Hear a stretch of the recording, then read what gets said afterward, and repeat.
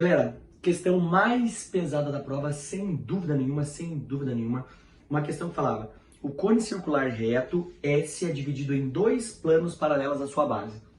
Então tá aqui, ok? Aí ele fala o seguinte: formando três sólidos, o S1, o S2 e o S3, conforme a figura ao lado. Os volumes de S1, S2 e S3 estão em PG, de razão maior do que 1. O quociente entre o raio de S e o raio de S1, né, que é o menorzinho, é igual a... Já deixei anotado aqui pra gente. Assinale a alternativa que corresponde à razão Q. Então, moçadinha, algumas coisas que eu precisaria lembrar, tá? Não é uma aula para explicar o assunto, é para resolver, mas eu não consigo falar isso sem mostrar uma coisinha. Veja, eu coloquei dois quadradinhos aqui, um de lado 2 e um de lado 6. Significa, se você fizer o lado do quadrado maior pelo o lado do quadrado menor, isso vai dar 3. O que significa o 3? Que este lado é 3 vezes maior. Se eu fizer o contrário, 2 sobre 3 vai dar 1/3. Que esse cara é 1/3 disso, ok? Então, a razão é entre coisas lineares, uma única dimensão. Quando a gente vai para a área, o resultado também vai dar 3. Presta atenção. A área desse cara vai dar 36.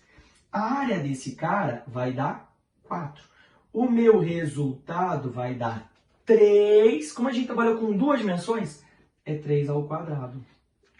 Se a gente pensasse num cubo, o volume do grandão vai estar para o volume do pequenininho, assim como tanto vai estar para tanto, vai dar 3 ao cubo, o resultado dá 27.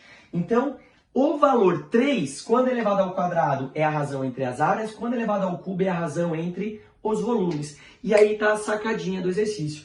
Ele te deu a razão entre os comprimentozinhos. A gente vai ter que jogar isso para volume. Mas antes de falar sobre isso, mais uma coisinha.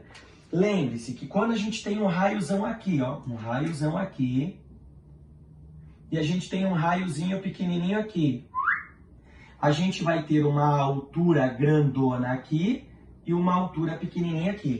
Caso você não queira trabalhar com a razão entre os raios, você pode fazer uma semelhança de triângulos e também provar que a altura deste cara está para a altura desse cara, assim como 7, raiz cúbica de 7 está para 1, tá? Então, tem muito a ver com este assunto que a gente agora vai utilizar. Então, você pode usar o do raio, você pode usar da altura. A altura grandona está para a altura pequenininha, assim como a raiz cúbica de 7 está para 1 aqui.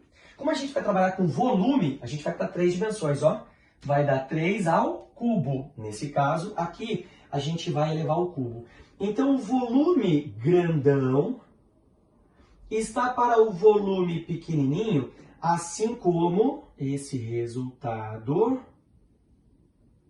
elevado ao cubo está para 1 ao cubo. Nem precisa aparecer isso aqui, né?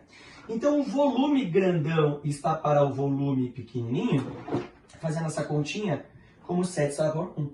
Então, o meu volume do cone grande é 7 vezes o volume do pequenininho. Fechou? Então, o que eu vou fazer? Eu vou falar que o volume 1 vale x e o volume grandão vale 7x. Aí agora eu vou pensar no seguinte. Já que o volume 1, o volume 2 e o volume 3 formam uma PG, então vamos começar lá. X é o volume do pequenininho. Se eu multiplicar pela razão, gera o meu A2. X vezes a razão. Se eu multiplicar pela razão, vai dar esse cara aqui. Então, veja. Montei a minha PG do volume deste cara, do volume deste cara e do volume desse cara. Agora, se eu somar estes três sólidos, vai dar o volume total. E aqui está a sacada do exercício. A gente monta uma equação onde eu posso simplificar por x, por x, por x, por x. Aqui, a gente tem que tomar cuidado com essa equação que fica 1 mais q ao quadrado igual a 7. Equação de segundo grau que eu já vou dar uma arrumada, organizar ela.